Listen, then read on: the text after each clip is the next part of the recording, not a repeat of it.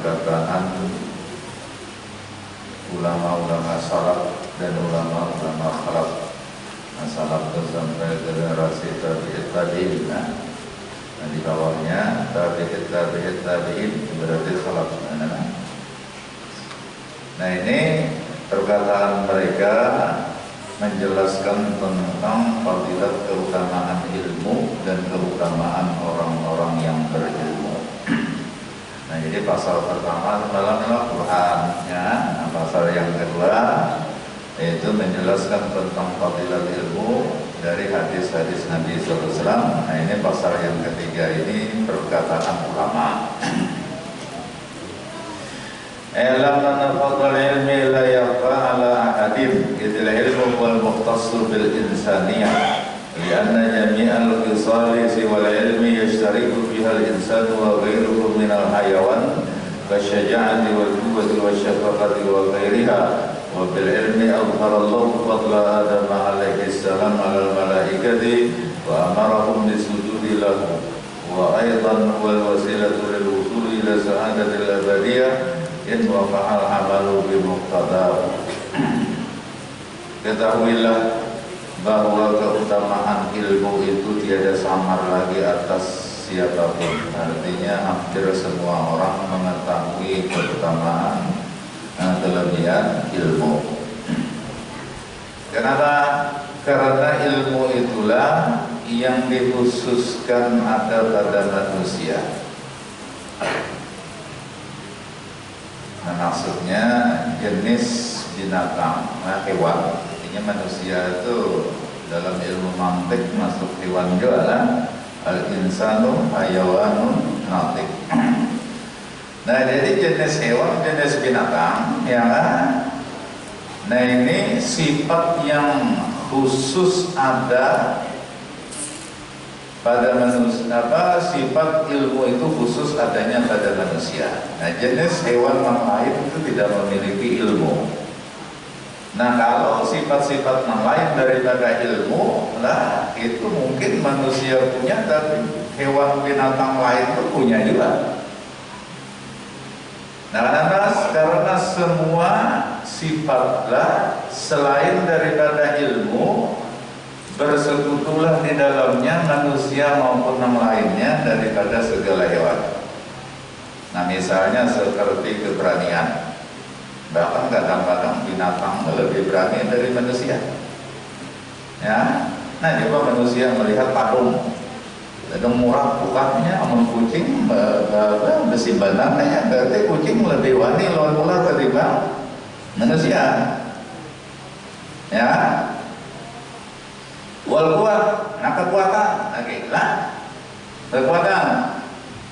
Nah, banyak binatang-binatang yang jauh lebih kuat daripada manusia. Gajah misalnya, atau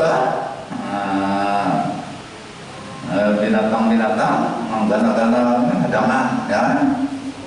Nah, itu tergantung pada manusia.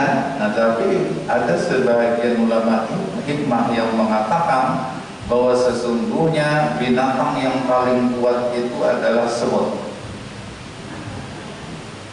Nah, kenapa? Oh, coba ya, balon gajah. Nah, ini maksudnya kalau dibandingkan lawan awaknya. Karena kalau binatang-binatang lain, nah misalnya seperti gajah, itu paling kuat dia mengangkat 3 kali lipat dari berat badannya. Misalnya berapa gajah kira-kira ton misalnya, nah paling kawanya 3 ton mengangkat. Aman samut itu diteliti lah, itu 8 kali lipat dari berat badannya, yang masih kawan mengangkat. Nah, berarti terkuat samut pada gajah itu kalau dibandingkan disesuaikan dengan awaknya. Mungkin samut yang untuk 1 ton ramuk kayaknya. Itu yang melihat lah, samut itu kadang-kadang membawa baras itu tawa. Coba timbang biar baras itu lawan samut itu angin, tiup itu terabangnya. Wasyafaqah. Nah, ada lagi lah sifat kasih sayang. Manusia punya sifat kasih sayang, binatang pun punya sifat kasih sayang. Wa ghairiha, atau sifat-sifat yang lain. Jadi artinya manusia punya itu, binatang pun punya itu. Nah, tetapi kalau ilmu khusus manusia aja yang punya, binatang nggak ada yang punya. Nah, ini menunjukkan bahwa ilmu itu sangat mulia. Kenapa? Karena mulia, manusia itu dimuliakan oleh Allah Ta'ala karena ilmunya itu. Walaqad karramna bani Adam, sungguh kami muliakan anak Adam manusia itu. Nah, mulai Nabi Adam, kemuliaan beliau itu dengan ilmu, anak cucunya pun dimuliakan oleh Allah Subhanahu wa Ta'ala karena ilmu. Namun kada ada ilmu, kada ada akal, nah maka kadang-kadang manusia ini lebih dihinakan orang ketimbang binatang. Orang gila kan akalnya itu konslet kan. Nah, ini otomatis dia tidak punya ilmu. Nah, maka kadang-kadang yang orang tak hormat lawan binatang daripada orang gilanya justru di hulu-hulutnya. Nah, tetapi meskipun seperti itulah, jangan juga sebenarnya kita ini menghinakan siapapun, ya kan? Nah, kenapa Nabi sallallahu alaihi wasallam mengatakan itu di syai'in maziyah, bagi tiap-tiap sesuatu itu mesti punya kelebihan. Jadi orang gila itu apa kelebihannya? Tidak bisa garing, hampir tidak bisa garing. Nah, padahal ini hujan, panas itu ada urusan sebenarnya. Makanan kadang-kadang rigat aja, tangan nggak ada bebasuh. Namun kita mengalih kesehatan ini bunyinya, nah bila ada bebasuh itu hampir asap pasti garing. Nah, itu kelebihan. Nah, jadi kita mesti menghormati kelebihannya. Cuma jangan mentang-mentang itu kelebihan orang gila udah bisa garing, aku mau mengajulan orang gila aja. Pas saya sama lah.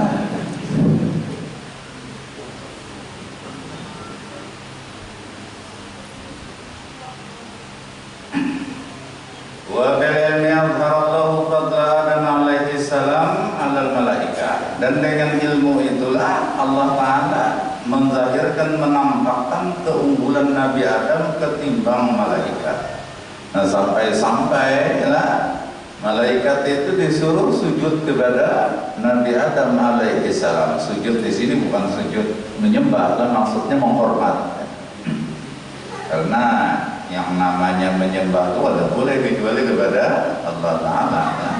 Jadi dia jangan membayangkan ketika malaikat itu disuruh sujud oleh Allah Ta'ala fasajadu, kemudian mereka sujud maka yang kita sembahyang itu bukan seperti itu lah. Itu maksudnya menghormati Nabi Adam. Nah, wa idhuna lil malaikati isjudu anisjudu li adama fasajadu ila iblis. Nah, ketika kami firmankan kata Allah kepada para malaikat agar sujud kepada Adam, fasajadu, maka malaikat itu pun sujud. Illa iblis, nah kecuali iblis. Kenapa jadi iblis ini kada mau sujud? Apa wastakbara karena minal kafirin, ini karena kesombongannya.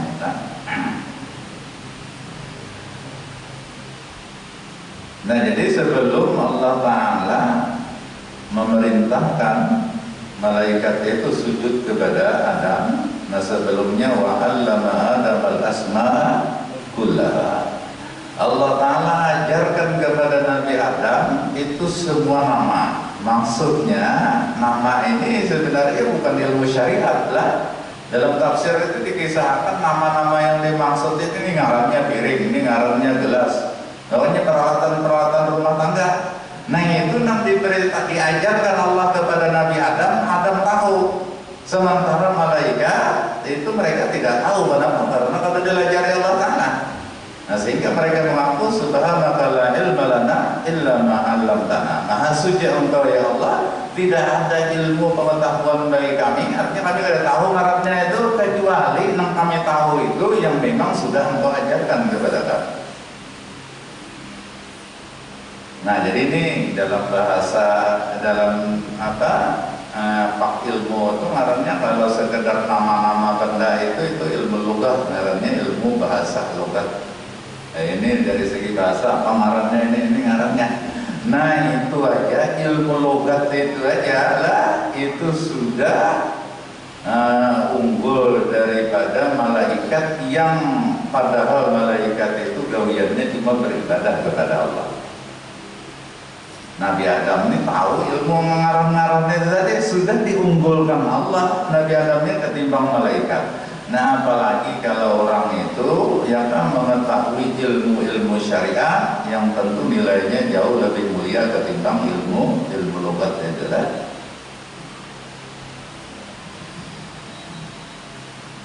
Wa amarahumullahu bisujudi lahu, dan Allah perintahkan malaikat untuk sujud kepada Adam. Wa aidan wal wasilatu lil wusuli ila sa'adatil abadiyah wa qa'al amalu bi muqtada. Dan lagi pula keutamaan ilmu ini, ilmu itu menjadi wasilah, menjadi perantara, menjadi jembatan untuk seseorang bisa sampai mencapai kebahagiaan yang abadi, keberuntungan yang abadi. Nah jikalau syaratnya tentu aja bukan sekedar ilmu, kalau ingin mendapatkan keberuntungan yang abadi, jikalau dia mengamalkan dengan tuntutan ilmu, artinya sesuai dengan tuntutan ilmu. Nah jadi kalau ilmu itu diamalkan, itulah, nah maka dia akan mengantarkan seseorang itu kepada kebahagiaan yang abadi, yang hakiki. Nah di dunia dia beruntung, bahagia, di akhirat pun dia bahagia asal diamalkan. Nah cuma paling kadang ilmu ini pendahulu dari amal. Bila orang berilmu, dia kemungkinan mengamalkan pun bisa lah, ada. Nah tetapi amun ilmunya nggak ada, nah kenang diamalkan. Nah artinya ibarat tadi sebalang sudah dapat ilmunya lah, dia mengamalkannya untuk meraih keberuntungan, kebahagiaan dunia dan akhirat. Qala amirul mu'minin al-imam Ali ibn Abi Thalib karamallahu wajhah, al-ilmu khairun minal ma', al-ilmu yahrusuka wa anta tahrusul ma', al-ilmu yazdu ala al-infaq wal malu tamkusuhun nafaqah. Al-ilmu hakimun wal malu mahkumun alaihi. Al-ilmu yuksibul alim ta'ata fi hayatihi wa jamilal ukhlusati ba'da mautihi. Wa mahabbatul ilmi dinun yudanu biha, wa manfahatul mali tazulu bi zawalihi ma tafuzanul amwa wa hum ahya. Wal ulama wal kunama baqiyadahu ayanuhum maqbudatun wa amsaluhum fil qulubi mawjudatun. Berkata Amirul Mukminin Al-Imam Ali bin Abi Thalib karamallahu wajhah,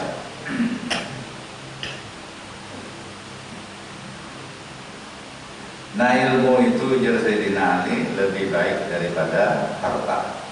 Ini Sayyidina Ali yang menyatakan itu.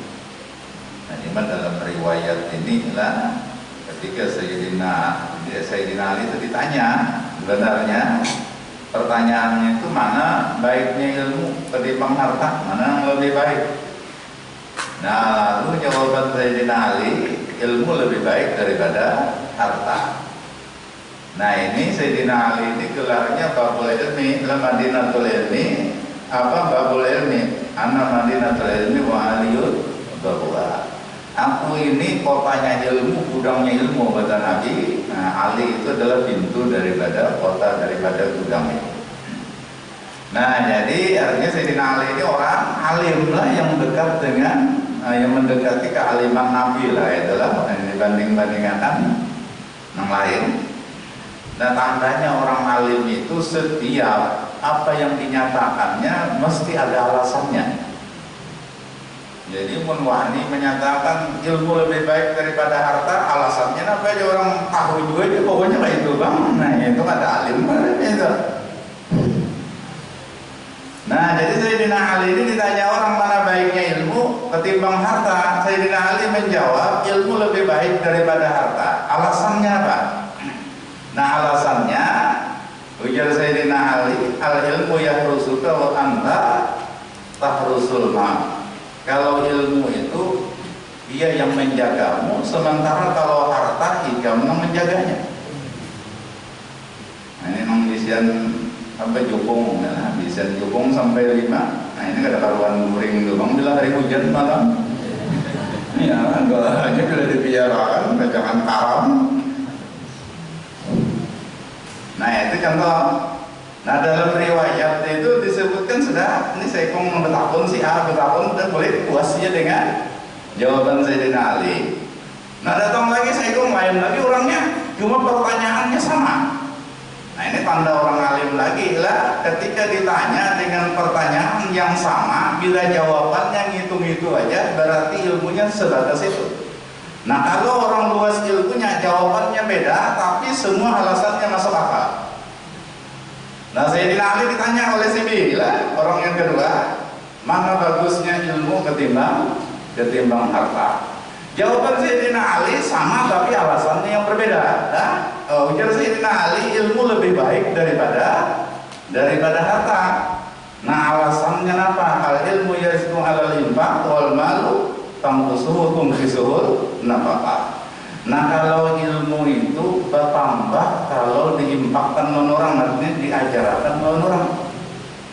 Ini contoh misalnya ulun bisa satu ilmu. Nah ketika ulun ajarkan kepada 100 orang, ya maka ilmu itu berarti menyebar kepada 100 orang. 100 ini kita mengajarkan lagi kepada yang lain. Nah banyak aja terus. Dan ini dalam penelitian ulama, bahwa kan sifat manusia itu suka lupa. Nah ini termasuk masalah ilmu, sehingga Nabi sendiri mengatakan abatul ilmi an-nisyan. Nah, penyakitnya ilmu itu beringat lagi. Nah apalagi mendekatnya orang Malaysia yang menghanyarnya kada tahun, kada ulu beringat lagi jadinya. Itu orang Malaysia. Ya. Nah jadilah penyakitnya ilmu itu ya ada ingat lupa. Nah cuma prosentasi lupanya ilmu itu berbeda-beda dalam penelitian secara rata-rata. Nah kalau orang ini cuma mendengar, yaitu belajar mendengar, nah itu paling hebat orang itu cuma sekedar belajar mendengar itu 10% yang diingatnya.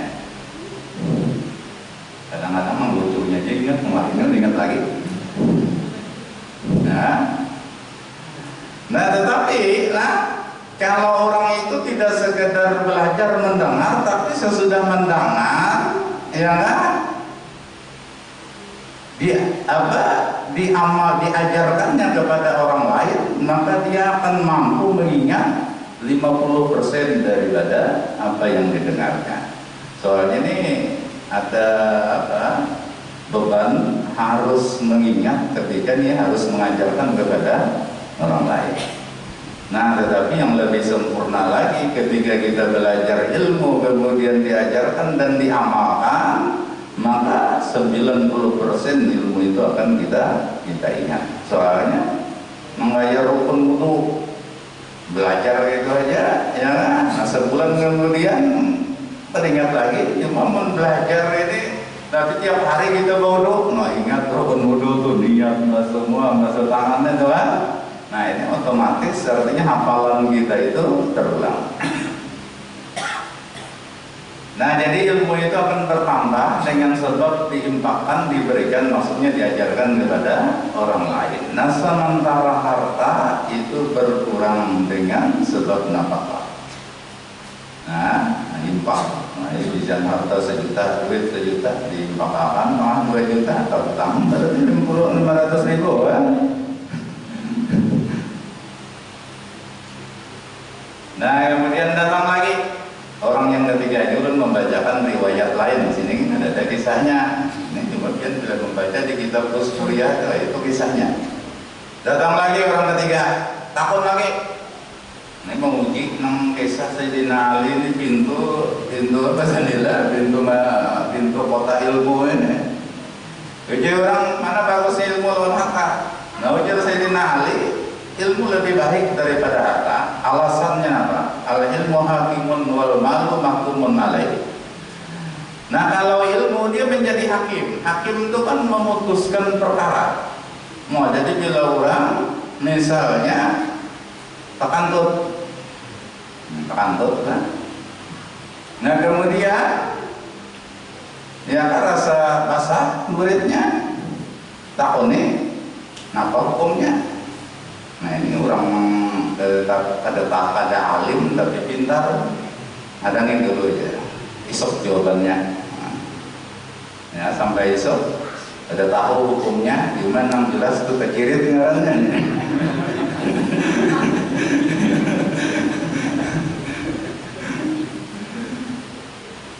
Nah kalau dalam ilmu itu orang terkantut ya batal wudu gitu kan. Nah ini artinya ilmu yang menentukan apakah orang batal ada. Nah tetapi kalau harta mahkumun alaihi itu yang dijadikan orang perkara dalam hukum. Jadi kalau orang di pengadilan hukum dan sebagainya, nah ini kadang-kadang permasalahannya itu urusan harta.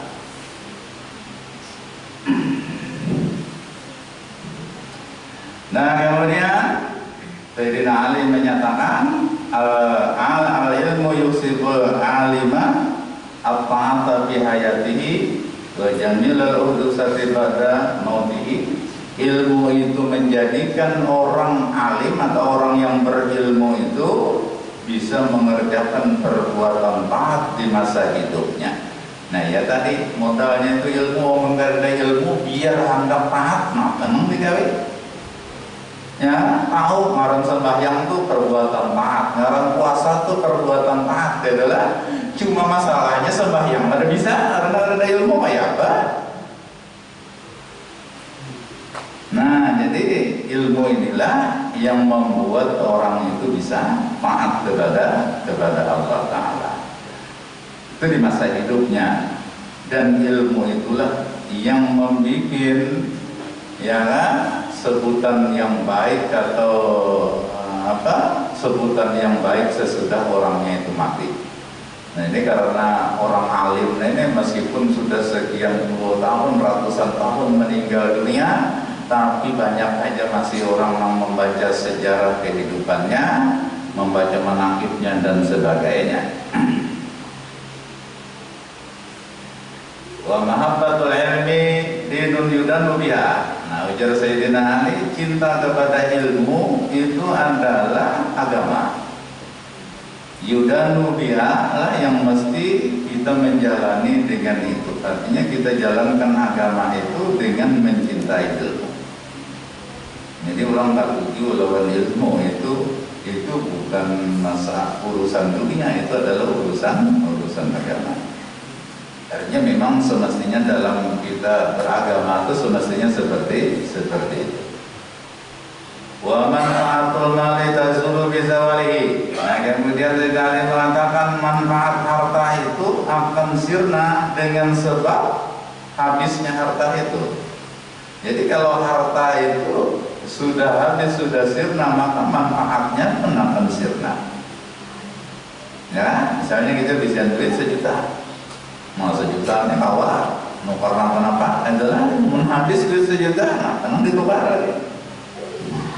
Ya kan duit itu biasa menukar sesuatu lah. Namun habis ke awal berutang bayar lagi.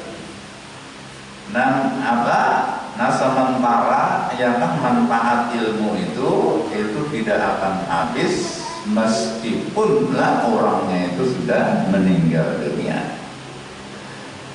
Mata tuzanul amwal wa hum ahya, matilah orang-orang yang menyimpan harta. Artinya orang-orang sugih itu matian ya selesai sudahlah. Wa hum ahya, sementara orang-orang yang berilmu akan tetap hidup.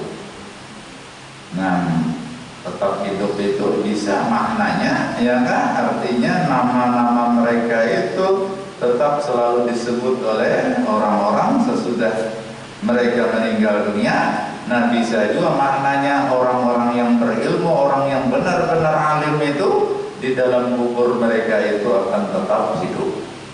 Karena jangankan orang alim yang derajatnya itu di atas orang-orang yang mati syahid lah. Nah, orang mati syahid aja dimuliakan Allah dengan kehidupan alam barzakh. Wala tahsabanna alladziina qutilu fi sabilillahi amwata bal ahya'un 'inda rabbihim yurzaqun. Jangan sekali-kali, nah ini pakai taukid lah, jangan sekali-kali kalian menyangka bahwa orang yang mati berjuang di jalan Allah Ta'ala, mati syahid itu mati bujuran, bahkan mereka itu sesungguhnya hidup di sisi Tuhan mereka. Ini orang mati syahid ini derajatnya di bawah orang alim lah. Nah itu sudah dimuliakan Allah, mereka hidup di alam barzakh, apalagi orang alim. Wal ulama makuna bagian dahru, ulama itu akan tetap abadi selama masa ini masih ada. Artinya selama belum terjadi kiamat, nah mereka itu akan tetap abadi.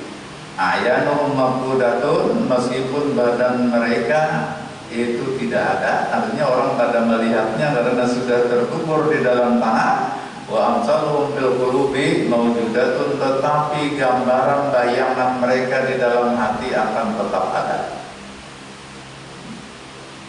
Ya, kadang-kadang nih kalau untuk keluar, misalnya yang kita kagumi adalah Sidin sudah meninggal puluhan tahun, rasa keganangan aku jeron Sidin makan, nah saya ini lah, nah itu keganangan aja harus. Sebenarnya bukan makannya, bukan apanya, tapi karena kekaguman kita terhadap ilmu yang beliau miliki. Ya kayaknya orang biasa, nah itu ada tapi mengganangnya lagi.